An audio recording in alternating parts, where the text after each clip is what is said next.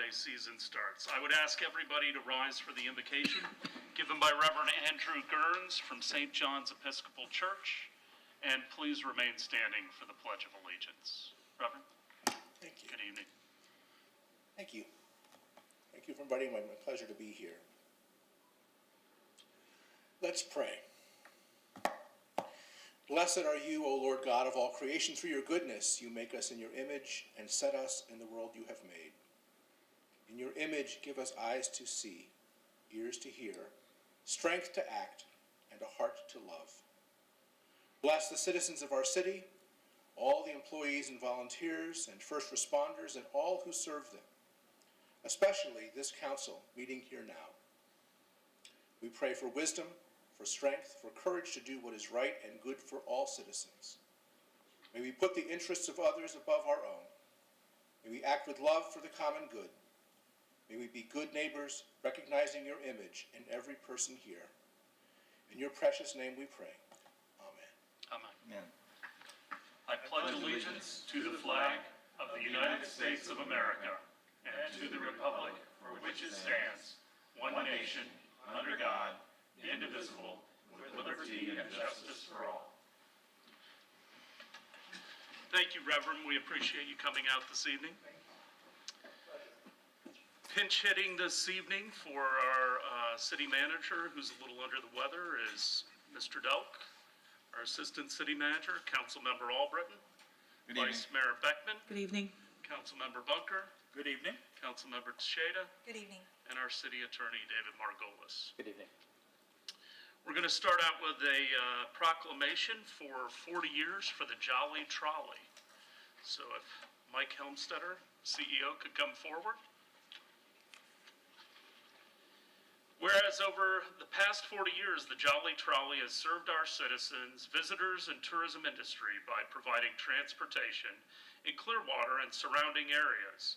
And whereas the Jolly Trolley was founded in 1982 by the Clearwater City Commission, and whereas the Jolly Trolley transitioned its organization and operations to a charitable not-for-profit corporation, Jolly Trolley of Clearwater Transportation, Inc., in 1993, and continues to serve the community today by providing daily public transportation to and on Clearwater Beach, trolley tours, and private charters.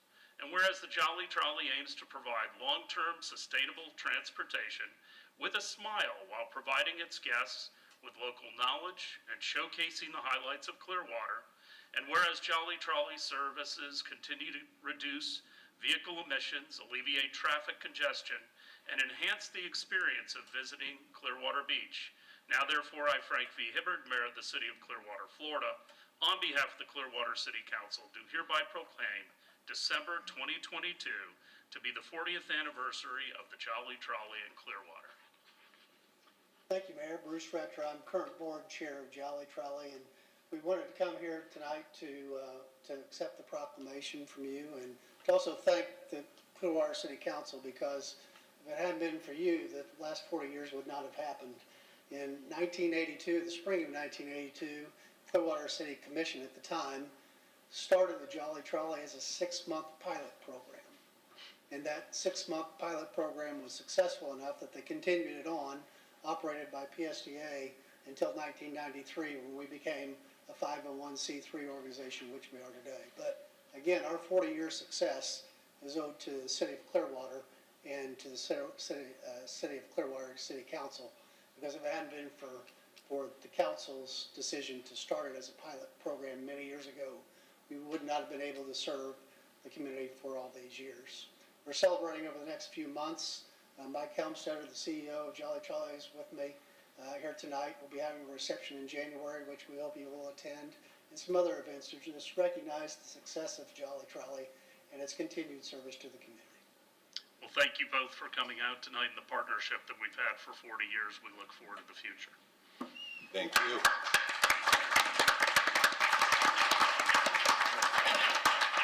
Bruce, watch the rise. Okay. Thank you. Thank you.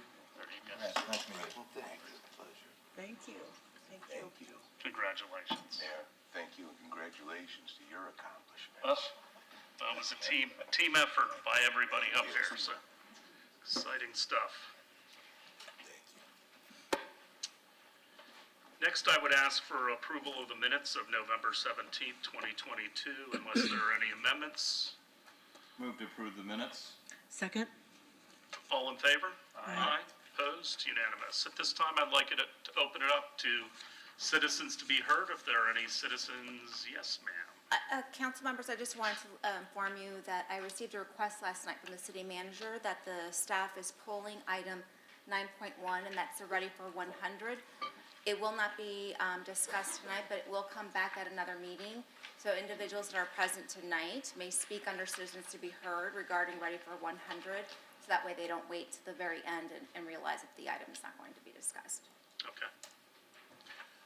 So as I was saying, I'm going to open it up for citizens to be heard. If there are any items that you'd like to speak to that are not on the agenda, we ask you to fill out a comment card, give it to the clerk, and we respectfully ask you to keep your comments to 3 minutes. Good evening. Good evening. Hello, Mayor Hibbert and the council members. My name is Mark Birnbaum. I am against the proposed charter school at 2433 Nursery Road. November the 12th of 21, I talked and emailed Melissa Hawk Baker asking her to keep me informed. December 21st of 21, I received an email from her of the preliminary plat approval. But then, no communications received after this date from her or Gina Clayton. The first plat of September 22nd of 21, the DRC of October the 18th of 21, and the vote by the City Council of January the 20th of 22 were illegally processed, which we all know was due to a technical error, as Mr. Jennings stated on March the 17th during a council meeting. The second plat notice of March the 21st of 22 and the DRC of April the 1st were clearly fixed with the help of Mr. Margolis, the city attorney. As stated, he and the school attorney privately discussed the possibilities of reapproving the second plat and returning it to the council for some kind of second final approval, but this process never occurred due to legal costs. Both Mr. Jennings, city manager, and Mr. Margolis, the city attorney, allowed legal problems to exist during this past year by allowing the splitting of the property into 2 shared parcels. Both did not take the responsibilities, but complained asking too many questions from us. Mr. Jennings transferred down his decision process by emails to Ms. Kivett, a staff personnel, to avoid being responsible for making decisions about the traffic study. One fact omitted from the traffic study was that more traffic would be coming from Bel Air Road and South Haven Drive to Nursery than reported by the traffic study. Ms. Kivett then emailed me that the city will not discuss professional technical concerns of the report and the traffic flow. This stopped our communication. October 20th of 22, Mr. Jennings stated that the council meeting that he would get back to me as the point person with answers, but for over a month has failed to do so. Does this show a lack of his responsibilities and leadership? November the 14th, our group for 2 hours met with Mayor Hibbert personally to walk Nursery Road and hear our concerns. He received 24 key documents and forwarded to Mr. Jennings 16 for answers. November 30th finally received an email from the questions and answers by the city staff and from Mayor Hibbert. I responded back the same day with facts and details disputing what the staff answers. The staff is now more informed, and that's why we disagree with the staff's decisions. This is just the wrong place to build a charter school using Nursery Road. Thank you. Thank you, Mr. Birnbaum.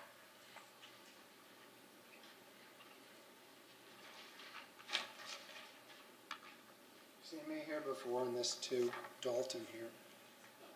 I want to go back to the original property separation that was supposedly for the school.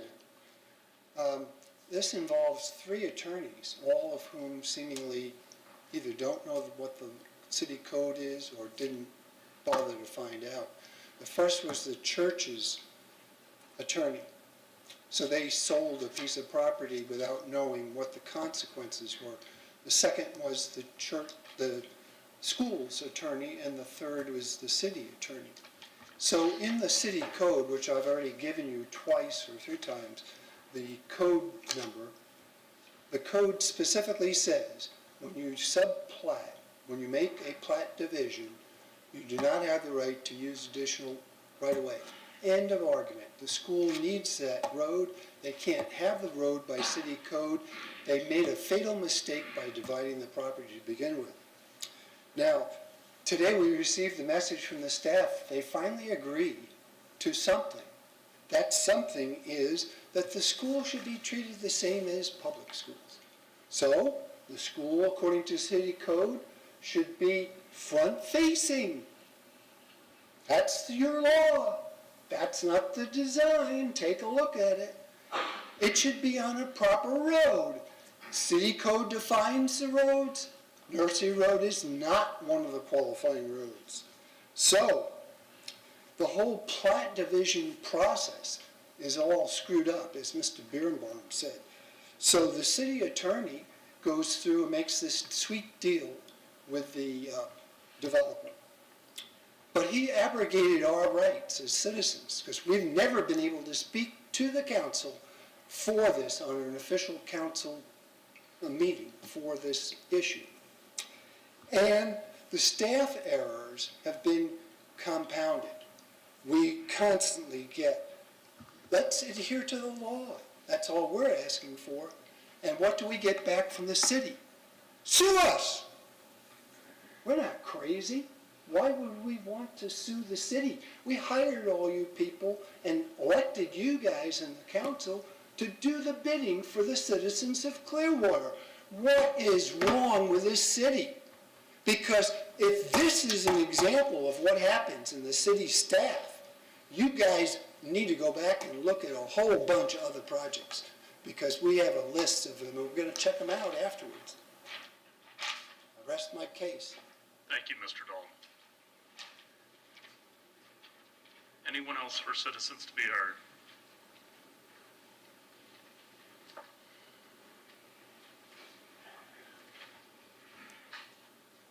Merry Christmas.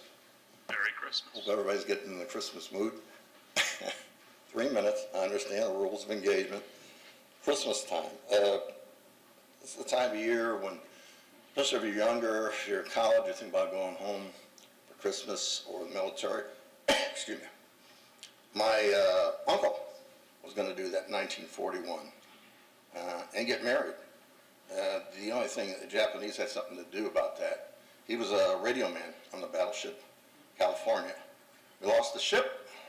We didn't lose him, but he had to wait a few years before he could finally get home and get married, which he did.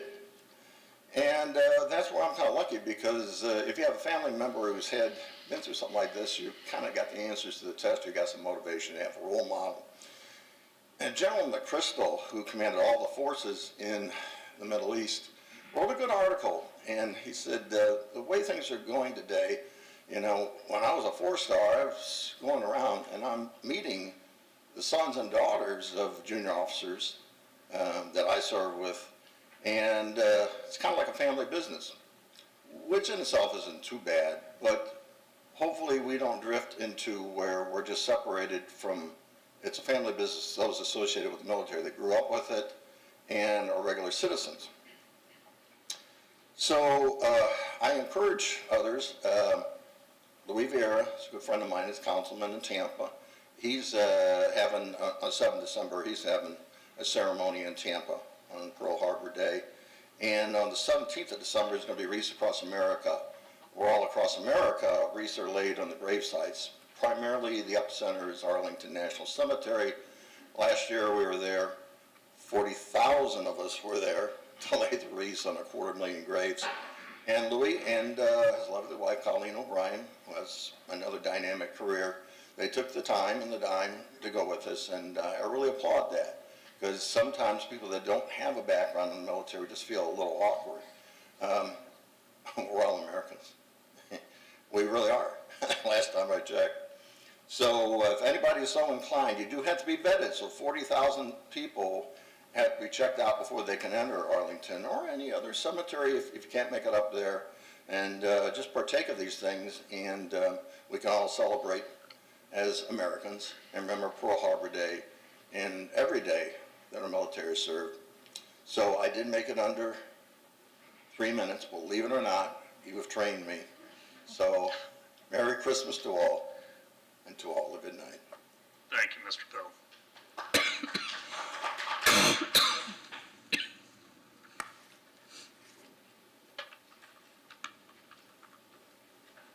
Good evening, Council. I'm Bill Johnson. I'm a little late for Thanksgiving, but I would like to express my appreciation to you folks for the complete and thorough process used by this council and your senior staff during the charter-required public city manager and city attorney performance review that you did at the last meeting. I would especially like to recognize Councilmember Bunker for the advance written comments that were attached to the meeting agenda in advance of the meeting, so we knew what was coming. Thank you. I would like to second the comments by Mayor, you, and Councilmember Albritton on the need to complete the strategic planning process. I agree that that process will be very helpful, and especially if it involves input from groups like the Clearwater Neighborhoods Coalition. I think I even saw on the board that you have something scheduled next week on that, so I'm pleased by that. Lastly, I was heartened by the Vice Mayor and the Mayor's support for the council selecting as a group several key city manager objectives. I observed that the agenda package included a proposed list of goals submitted by the city manager. The formal adoption by the entire council of these or other goals will add direction, clarity throughout the organization. What W. Edwards Deming called constancy of purpose. Thank you. You've all done well, and I hope you have a great holidays. Thank you, Mr. Johnson. We will be having that strategic planning meeting on December 8th next week from 9 to 5. It is a work session. Anybody's welcome to come and observe or watch on TV. Come on up. Water's fine.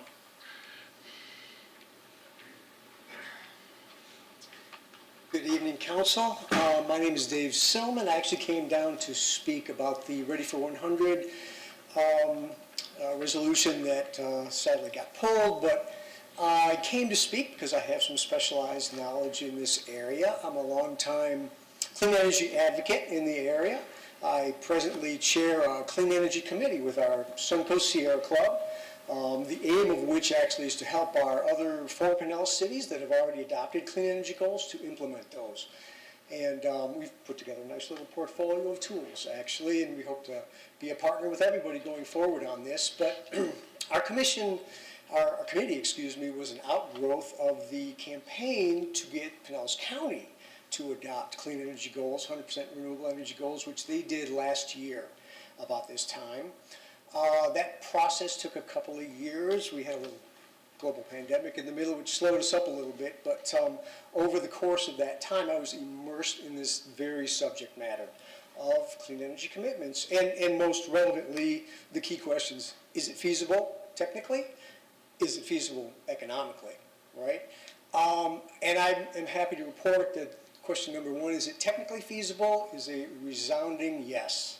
Analysis abounds. Not only that, if we don't have everything we need in hand today to accomplish this, we sure have 90% of it. This is going to be a question of deployment, not invention.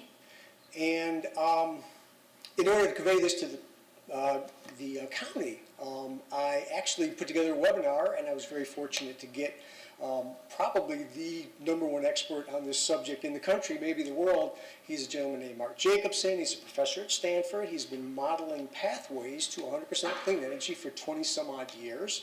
And he gave a great presentation. I will gladly pass that along. I would suggest that you all take a look at that because he answers this question better than anybody. Question number 2, is it economically viable? That's the great news. In a nutshell, because over the last 5 years, clean energy has become soundly cheaper than fossil fuel energy, it's winning fair and square in the market. Solar, wind, and efficiency today are cheaper than even fracked natural gas, and they're still going down the cost curve. Markets are responding accordingly. These technologies are booming. They're being deployed just as fast as the costs have declined. And the clean energy transition is well underway, not so much in Florida, sadly, but in many other parts of the country and the world. The clean energy transition is well underway, and it's all being driven by the economics. So I hope when it does come up on the agenda, you'll support it. Thank you. Thank you, Mr. Silman.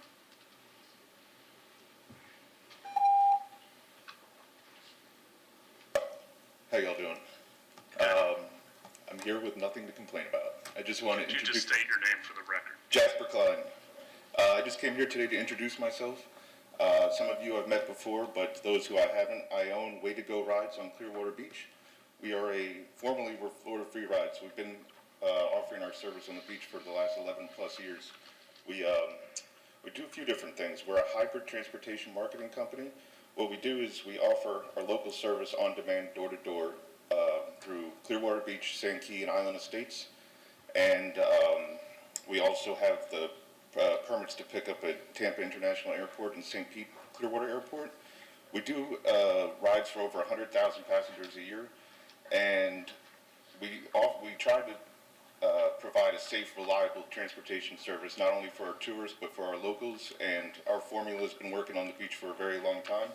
And I wanted to stand here before so you could put a face to my name, because going forward in 2023, I'm exploring the option of expanding our service area to downtown Clearwater. With all the excitement, I'm personally very excited about the different projects and things happening down there. I've noticed the potential of our downtown for a very long time, and I'm glad now there's some real credible movement going behind that. The marketing side of our business, where we bring it all together, is since we have so many passengers and many of them being tourists, they ask us all day long where to go, what to do, how do we do it? And after day 2 on Clearwater Beach, they're usually pretty sunburned, they might have a hangover, and they want to do something else and explore the area. And I'm really looking forward to expanding out into downtown Clearwater and other parts of Clearwater so we can highlight the rest of our city to those who are coming to visit. I also am on the board of Ocean Allies with Sherry Holman, and I'm a member of Amplify Clearwater and recently won the Emerging Entrepreneur Award this year. This city, I've been here 6 years as a transplant, and it's been very great to me. I find the opportunities here pretty much endless if you're willing to put the work in, and that I thank you all for, and our community. I'm very excited to start giving back to a place that's been so good to me and giving me the opportunity to not only buy and grow a business, but I also work with a lot of local artists. I love the events that have been put down on by Station Square Park in the streets. There's been a few of them that have been pretty exciting. And I love that it shows people that they can come to downtown Clearwater and have an amazing time, and they should come back again and again and again. So I look forward this year proposing a big art festival down there and doing a couple different things. So I just wanted you all to see my face and know my name, Jasper Klein, because I'm going to be reaching out and doing all kinds of things. So I appreciate your support going forward. Thank you for coming out tonight. Thank you.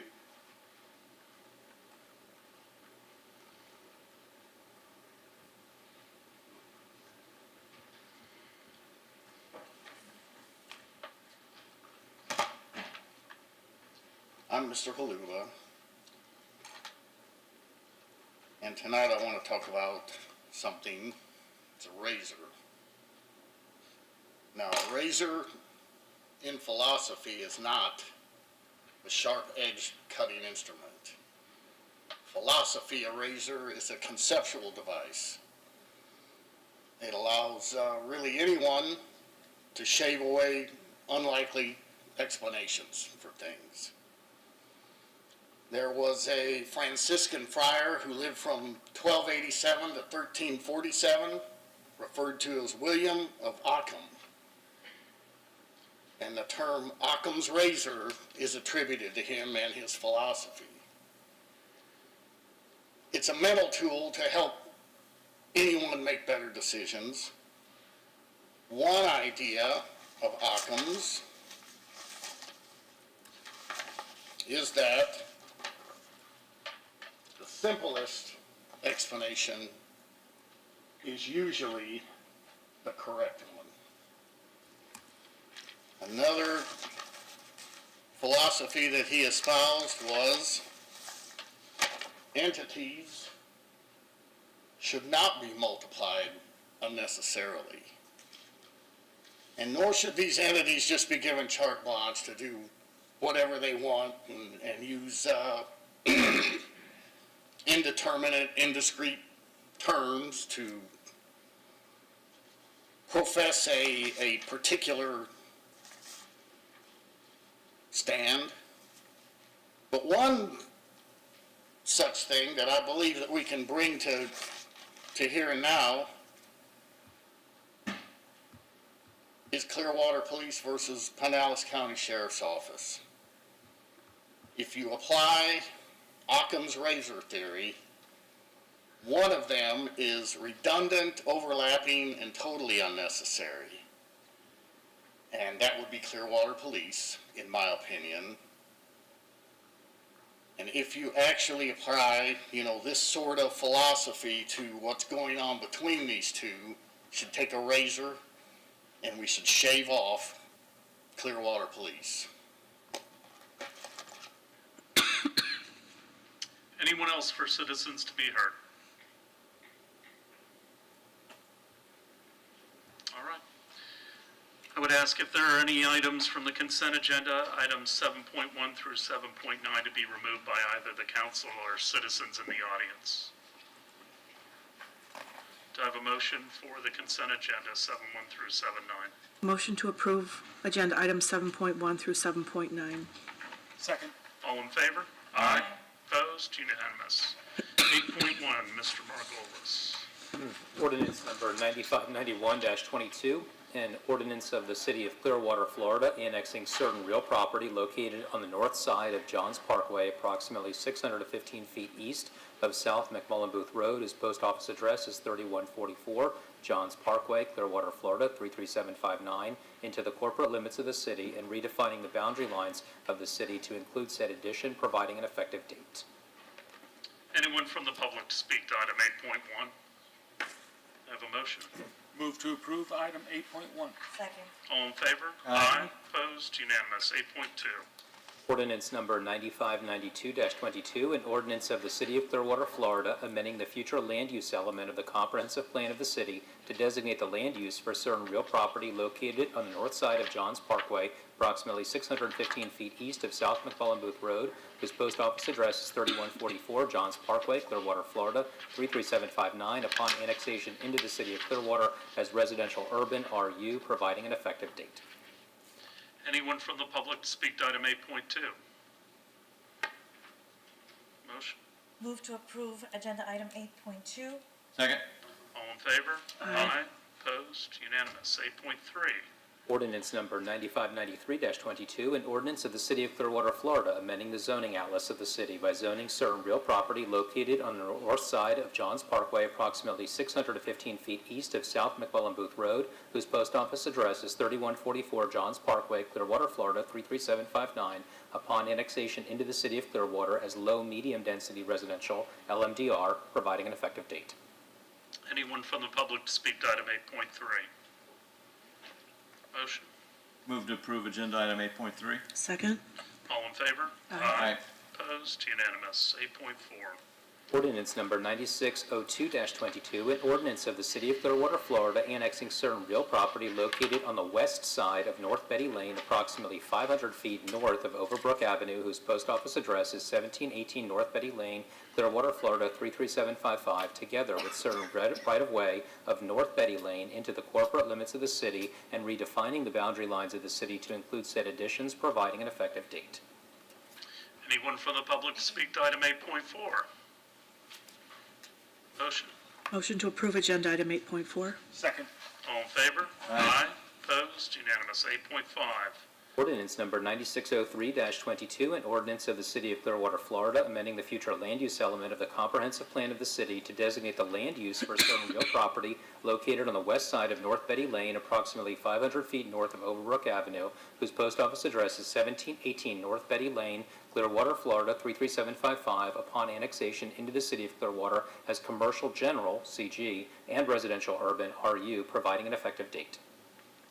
Anyone from the audience to speak to item 8.6? Move to approve. Oh, yeah, I'm on 8.5, sorry. Getting ahead of myself. 8.5. Going once. Move to approve item 8.5. Second. All in favor? Aye. Opposed? Unanimous. 8.6. Ordinance number 9604-22, an ordinance of the City of Clearwater, Florida, amending the zoning atlas of the city by zoning certain real property located on the west side of North Betty Lane, approximately 500 feet north of Overbrook Avenue, whose post office address is 1718 North Betty Lane, Clearwater, Florida 33755, upon annexation into the City of Clearwater as commercial C and low-medium density residential LMDR, providing an effective date. Anyone from the audience to speak to 8.6? Move to approve agenda item 8.6. Second? All in favor? Aye. Opposed? Unanimous. 8.7.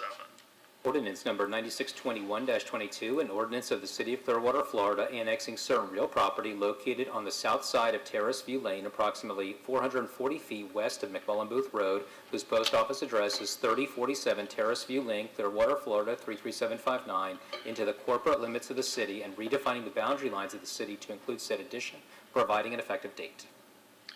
Anyone from the public to speak to item 8.7? I move to approve agenda item 8.7. Second. All in favor? Aye. Aye. Opposed? Unanimous. 8.8. Ordinance number 9622-22, an ordinance of the City of Clearwater, Florida, amending the future land use element of the comprehensive plan of the city to designate the land use for certain real property located on the south side of Terrace View Lane, approximately 440 feet west of McMullen Booth Road, whose post office address is 3047 Terrace View Lane, Clearwater, Florida 33759, upon annexation into the City of Clearwater as residential low RL, providing an effective date. Anyone to speak to item 8.8? Motion? Motion to approve agenda item 8.8. Second. All in favor? Aye. Opposed? Unanimous. 8.9. Ordinance number 9623-22, an ordinance of the City of Clearwater, Florida, amending the zoning atlas of the city by zoning certain real property located on the south side of Terrace View Lane, approximately 440 feet west of McMullen Booth Road, whose post office address is 3047 Terrace View Lane, Clearwater, Florida 33759, upon annexation into the City of Clearwater as low-medium density residential LMDR, providing an effective date. Anyone to speak to item 8.9? Motion? Move to approve item 8.9. Second. All in favor? Aye. Opposed? Unanimous. 8.10.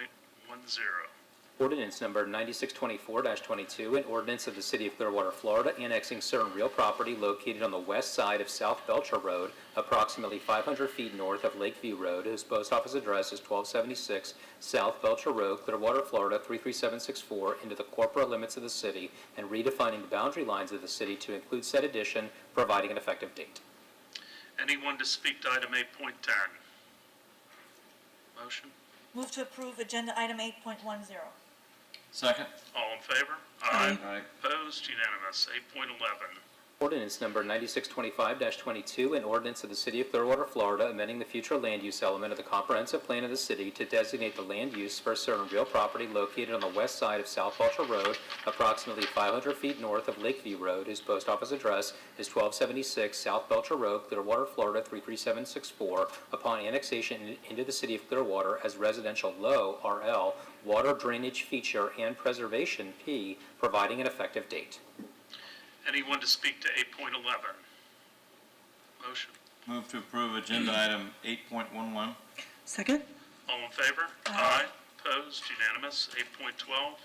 Ordinance number 9626-22, an ordinance of the City of Clearwater, Florida, amending the zoning atlas of the city by zoning certain real property located on the west side of South Belcher Road, approximately 500 feet north of Lakeview Road, whose post office address is 1276 South Belcher Road, Clearwater, Florida 33764, upon annexation into the City of Clearwater as low-medium density residential LMDR and preservation P, providing an effective date. Anyone to speak to item 8.12? Motion to approve agenda item 8.12. Second. All in favor? Aye. Opposed? Unanimous. 8.13. Ordinance number 9630-22, an ordinance of the City of Clearwater, Florida, annexing certain real property located on the northwest corner of Palm Street and North Betty Lane, whose post office address is 1282 Palm Street, Clearwater, Florida 33755, together with certain right-of-way of North Betty Lane into the corporate limits of the city and redefining the boundary lines of the city to include said addition, providing an effective date. Anyone to speak to item 8.13? Motion? Move to approve item 8.13. Second. All in favor? Aye. Opposed? Unanimous. 8.14. Ordinance number 9631-22, an ordinance of the City of Clearwater, Florida, amending the future land use element of the comprehensive plan of the city to designate the land use for certain real property located on the northwest corner of Palm Street and North Betty Lane, whose post office address is 1282 Palm Street, Clearwater, Florida 33755, upon annexation into the City of Clearwater as residential urban RU, providing an effective date. Anyone to speak to item 8.14? Motion? Move to approve agenda item 8.14. Second? All in favor? Aye. Opposed? Unanimous. 8.15. Ordinance number 9632-22, an ordinance of the City of Clearwater, Florida, amending the zoning atlas of the city by zoning certain real property located on the northwest corner of Palm Street and North Betty Lane, whose post office address is 1282 Palm Street, Clearwater, Florida 33755, upon annexation into the City of Clearwater as low-medium density residential, LMDR, providing an effective date. Anyone to speak to item 8.15? Motion? Move to approve agenda item 8.15. Second. All in favor? Aye. Opposed? Unanimous. 8.16. Ordinance number 9640-22, an ordinance of the City of Clearwater, Florida, making amendments to the City of Clearwater Code of Ordinances by modifying provisions of Chapter 33, Waterways and Vessels, regulating vessel operation within certain areas of Stevenson Creek, providing for severability, and providing an effective date. Anyone to speak to item 8.16? Motion to approve agenda item 8.16. Second. All in favor? Aye. Opposed? Unanimous. Now, the city clerk earlier announced that 9.1 had been pulled. Is there anyone that didn't understand that they could speak to that during citizens to be heard and want to talk about it? Because I want to make sure you have an opportunity if you showed up tonight. You can talk about anything. Well, that's fantastic. Anything? Really? No. I just would hope that whatever staff knows about the decision to pull it, we could give whatever explanation we have for the record, for people that were here to speak, other than just staff decided to pull without any kind of, I believe there may be a desire to amend the resolution to include some data or to amend it in some format. Unfortunately, I did not receive an amended resolution, so that is one of the reasons why it'll be pulled, but it will come back. Mr. Dole?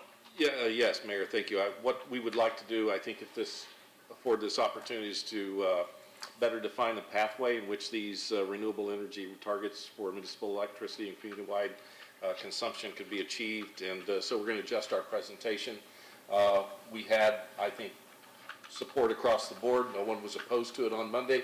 There were a few questions. I think we'd like to fill in some gaps in some of those estimates. It is aspirational, so there's not, there's limits to what we can do from that, but we can still give you fill in some question marks in terms of how we're going to get to some of these goals and the path forward. So we're going to make some amendments into that. We'll come back. We'll address those with you and go forward from there. There's no change in our position or recommendation on this matter whatsoever. then I'd like to understand who pulled and why. I mean, if things aren't going to change and your recommendation isn't going to change, I'd just like to better understand why the delay. I think, with some of the questions on Monday about the costs, there are some areas that we can add to the presentation material and to go through those with you in somewhat more detail that will hopefully reinforce our commitment to the 100 program and why the EAB is asking for the adoption of the resolution. So I think we felt like we could provide you some additional information. We had great support across the board. That we wanted to try to clarify some of those questions with regard to the dollars amounts and the estimates, but there are some things that we can fill in. So we felt like that would be an appropriate response to some of the concerns or issues, not to change our direction. And that I appreciate because, I've been getting a lot of emails from a lot of people because I was the only one that really pushed back a little bit. Didn't say I was opposed to it, said I wanted to have some more numbers. And I think that's appropriate. I still think it is. And we ought to have some numbers to understand what we're committing to. Again, you know, the amount of time that will elapse to meet this goal, nobody will be here that is up here currently just because of term limits, but. I think the city manager felt it would be valuable information that each of you ultimately might find beneficial. Fair enough. All right, item 9.2.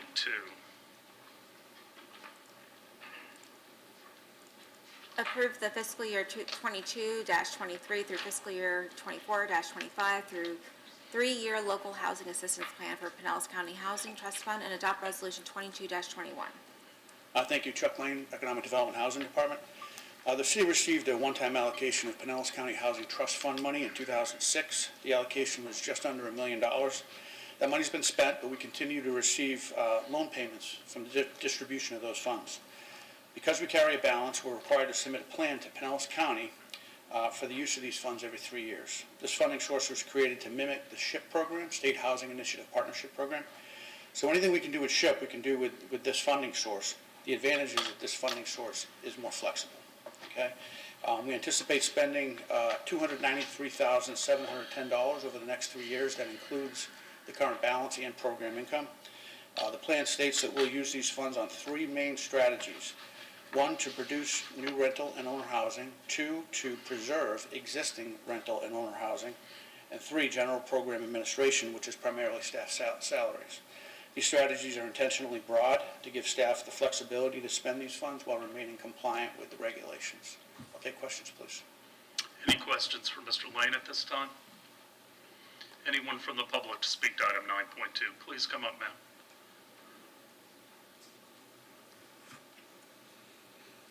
Good evening. My name is Kate Bush, resident of Clearwater.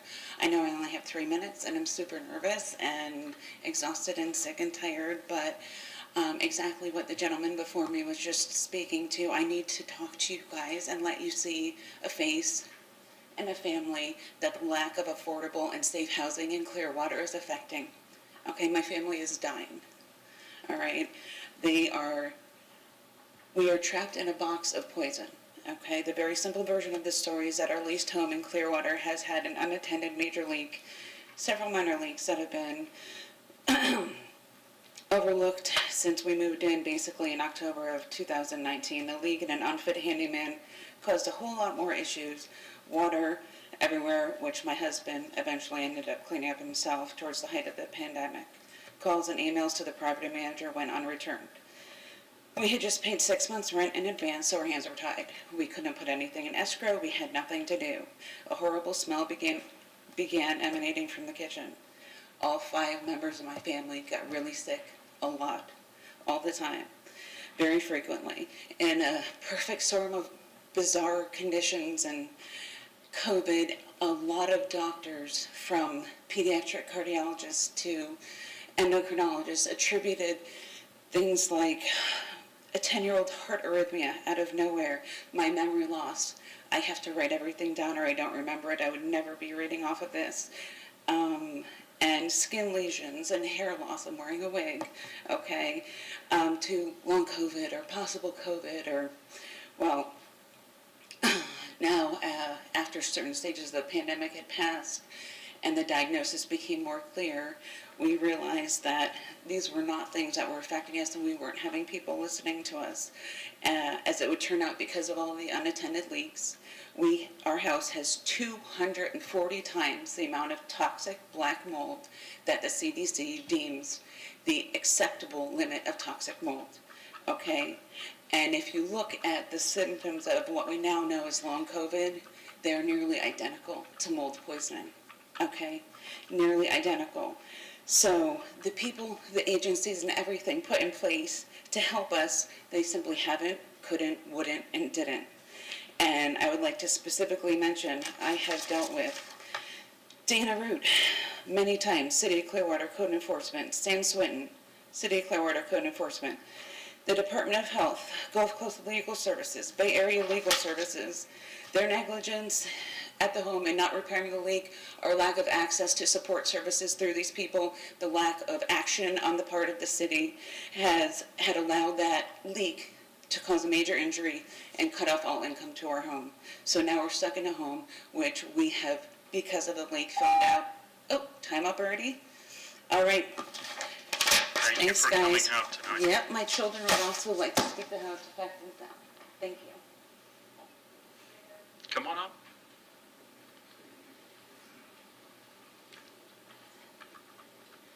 Hi, I'm Sebastian Bush, and I'm here to help put a face to what my mom, Kate Bush, is trying to say. I'm 12 years old, and I'm very involved with the performing arts. I'm in an advanced band class for tuba playing. I'm in a Theater 2 class, and I'm switching to a musical theater class to be in an upcoming musical. But it's much more challenging, where you don't know where you're going to be sleeping every night. And knowing that so little can be done is frightening. And I don't know what you guys have gone through, and I don't pretend to. That's one of the many things I've learned from my wonderful dad. But I know that this is a problem, and I know that I need you guys to do whatever you can. Thank you. Thank you for coming out. Come on up.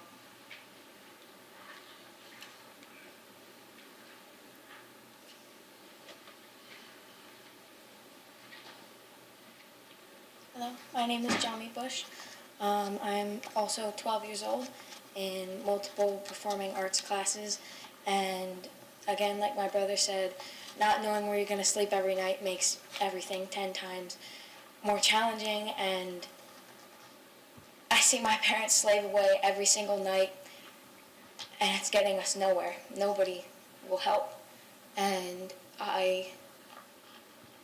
we need all the help that we can get because it's killing us. And it's very hard to do in school what I need to do to get into college when I can't even focus on where I'm going to be one day or another. Thank you. Thank you.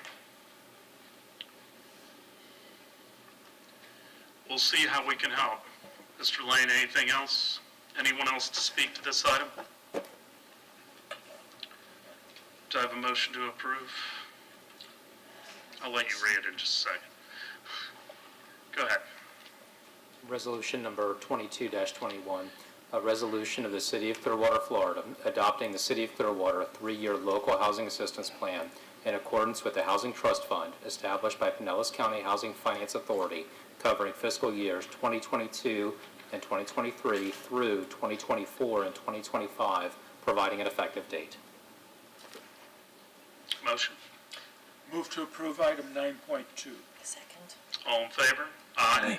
Opposed? Unanimous. Anything else, Mr. Dodd? Mr. Margolis, anything? No, sir. All right. Item 11.1 is to discuss the city manager and city attorney's salaries. My plan is to discuss the city attorney's salaries, seeing as the city manager is not here this evening. I want to push that discussion till the next meeting. Do you want me to? Ms. Kilpatrick. Billy Kirkpatrick, Human Resources. Good evening, Council. Do you want me to speak to what I have prepared for the city manager's comparisons, or do you want me to just limit this to? Well, we've received all those. They're also in the agenda item. But does anyone need Ms. Kilpatrick to go through the spreadsheets or other information? No. Everybody good? Yeah. Okay. I'll call you up in a second. Okay. If we need you. I mean, obviously, we all went through the reviews with Mr. Margolis at our last council meeting, and I'm sure all of you have talked to him in your one-on-ones. I gave him a very good review. I did use that tool that I put together, and, you know, at the end of the day, you know, he had a really great score. So I'm very comfortable with the work that he's done. He's got a lot more work ahead of him this year. looking at all the comparators, and I think one of the things that I think everybody needs to understand about the city attorneys and the city manager, it's a very different job from really anything else that we have within the city.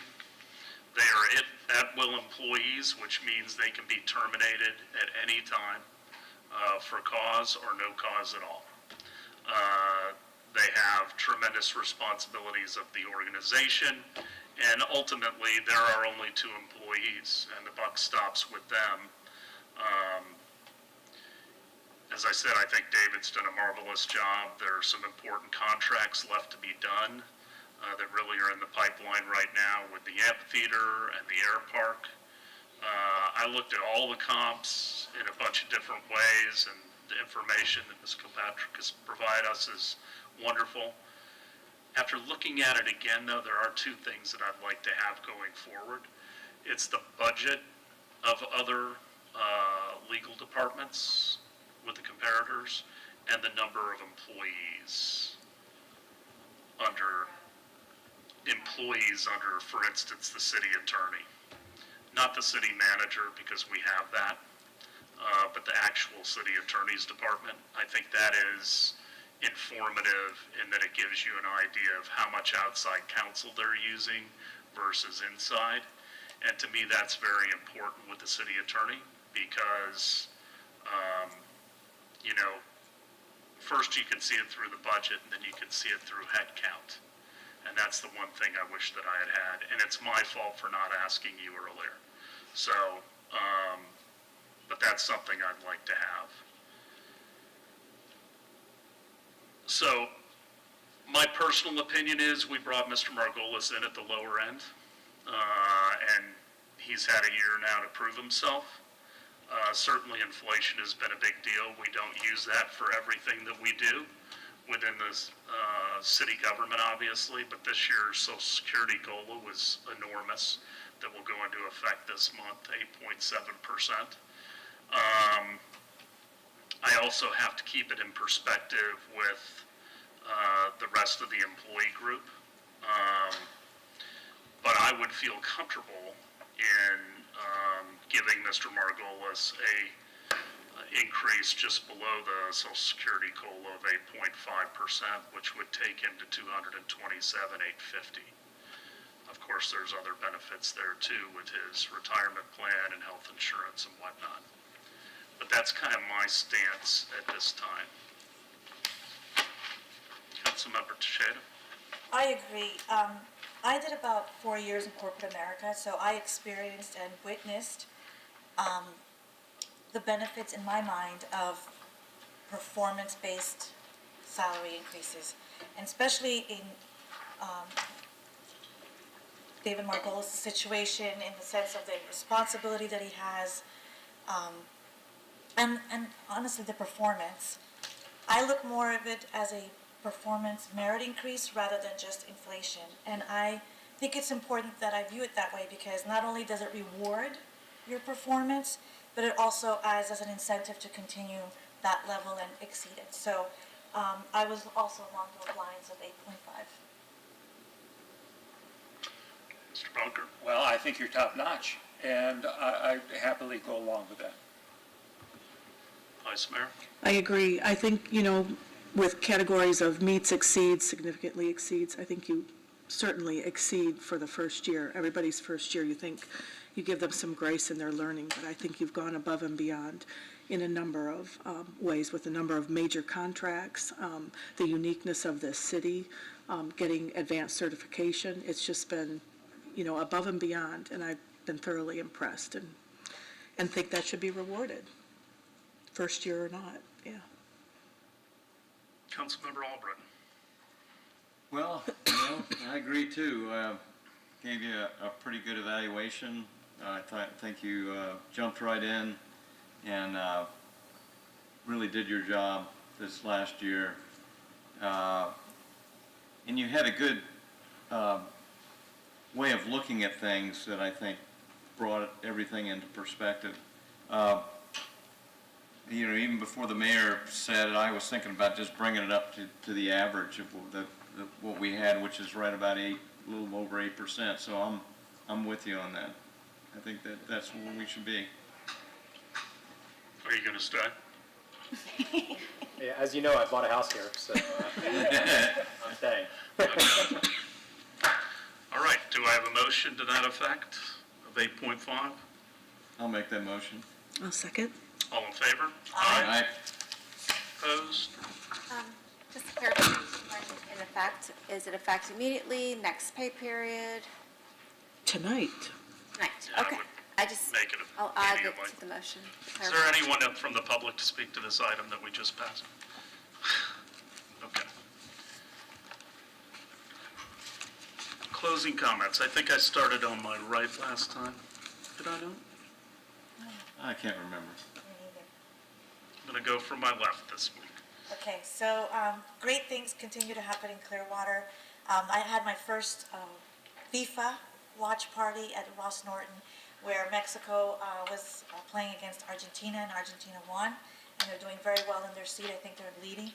I enjoyed the whole event. Elizabeth Cerros from Tequila supplied the food. It was great. We managed a little dancing right before the game started. Very animated. I really enjoyed it. Also, I want to welcome again the new hires for our CPD family. It was wonderful to meet them and get to know them as individuals, and I'm very thrilled to have them added to our police department. And then last but not least was the lighting of the tree ceremony last night. I thought it was especially nostalgic for me because of all the small children performing. Kind of brought me back because I have grown kids, so I don't do that. So I want to thank specifically Vicki from the CRA for spearheading that component of having the children as performers. And I look forward to some more celebrations in the city. Councilmember Bunker. So before the vote on the Bluff properties, Scientology's leader David Miscavige said he was non-committal on yes for Clearwater, or asking other folks to vote yes. And now that the votes are tallied, it appears that the only precinct in the city that voted more no than yes is the one district that's heavily packed with Scientology Sea Org members. That may be a coincidence, or it may be a reminder that David Miscavige's goals are not the same as the city's. Yeah, we need to deal with the fact that Miscavige orchestrated the secret purchase of much of the downtown to use as leverage to get what he wants. I understand that some sort of land swap will likely come before us soon, and we'll all weigh the benefits of whatever deal is offered. But I continue to urge that Miscavige needs to come through first with actions before we give him any reward. Now, the exciting news is that Miscavige plans to meet with every one of us on the council to personally lay out his plans for the downtown. And that's likely to be a rehash of what he presented back in 2017 when the council said no thanks. I'm sorry. Did I say he was meeting with everybody? Oh, no, he's not meeting with me. He's meeting with everybody on the council except me. Miscavige is too frightened to sit in a room with me. The same way he's frightened to come here to the podium and do a presentation for the public. And this is a man who's the head of a multi-billion-dollar conglomerate whose entire sales pitch is, we make the able more able. Where costly classes in auditing promises to raise you from Homo sapien to Homo novus, new man, according to L. Ron Hubbard. And Hubbard said communication is the universal solvent. And he also wrote that which a person can confront, he can handle. And the first step to handling anything is gaining an ability to face it. But David Miscavige can't face me. As the leader at the top of this enterprise delivering 100% standard tech, he is admitting that the tech does not work, at least for him. He can't confront me. Now, I'm not afraid to sit down and talk to Miscavige, but he won't speak to anyone who understands how the organization is run and what type of leader he really is. I look forward to hearing secondhand what Miscavige will allow to happen with the properties that he controls, but it's worth pointing out that sometimes when you pull back the curtain, there's a charming carnival huckster who just stumbled into being the Wizard of Oz. And sometimes when you pull back that curtain, you got Norman Bates dressed like his mom with a knife. And I want to remind us that Ms. Cavage has stabbed us in the back already several times. Thank you. Vice Mayor. Thank you. Well, I just want to thank everyone who showed up to speak at public comments, especially people who were here to speak about our Ready for 100 goals. Hopefully that'll be back on the agenda soon. I would like to thank in particular the Bush family for coming and speaking their truth about their challenges with finding affordable rent in a livable home here in Clearwater. I know that family and have been trying to work with them to get services for them, and it's very difficult. As of Monday afternoon, I was at a continuum of care meeting. There were 140 families in Pinellas County with minor children living on the streets or couch surfing or living in rundown hotels. And that number continues to increase, and that's pretty steady. You know, I mean, there are always 80 to, I was shocked at 140 this week, but that was the updated number. I would also say that, you know, when we look at green print goals and having numbers and having a clear path on where we're going, we also have the Pinellas County Community-Wide Housing Compact that we've all signed on to, the county signed on to, and it's, you know, to guarantee housing for people who live in Pinellas County. And whereas we have, Pinellas County will need an increase of nearly 1,000 affordable housing units per year this decade to keep pace with population growth. And I don't know where the numbers are or the plan is to get 1,000 affordable housing units per year, because I don't have any numbers here worked out. I know our housing department doesn't. I know the county doesn't. And so let's keep our fingers crossed and work really hard to try to find some answers. But, you know, we sign on to resolutions with good intentions and to direct our work and focus going forward. But I'm telling you, for me, environmental concerns and our lack of affordable housing are at the top of the list for where we need to do our work. And it's not just about numbers, it's about faces. And I appreciate people coming in and telling their story and putting a face on the crisis that's right here on South Betty Lane. Councilmember Albritton. You know, I'm looking at my calendar for December is full. And I'm sure everybody else has lots of things going on in December. I was at the tree lighting last night. Looked like we weren't going to have a big crowd because right before it looked like the sky was going to fall. I mean, that big dark cloud rolled in, but it turned out to be the rain didn't come, and Cleveland Street was filled last night with people. It was a great event. And the mayor spoke, and I wanted to just say a couple of things that I took away from it that he said that I think are real important for everybody. He said, in December, everybody should slow down. You know, we're crazy, like I said, with all kinds of things on the calendar. Slow down a little bit in December. Be nice. Be nice to your neighbor. Be nice to people. That's what I mean by slowing down and being nice. And then think about the people that have it less fortunate than you do, and maybe give something to those people. We had some good examples here tonight. You know, December is a month of giving to people, and I think that's real important. And I just wanted to share that. I thought that was a couple of good things that you mentioned. Well, I'm just thankful for a lot of things, our employees being one of them. They do a great job, and it's unsung a lot of times. And as I did say last night, I hope people do slow down a little bit. It's hard to right now when the calendar gets filled and the demands on you are tremendous, but it really is important to remember friends, family, and faith. And I just want to thank all of you. We'll kind of be giving thanks at the end of the year as we start 2023. But we don't always agree on everything, but I hope that we're getting the work done. And I want to thank again all the employees and all the citizens who are engaged. And with that, we're adjourned. God bless.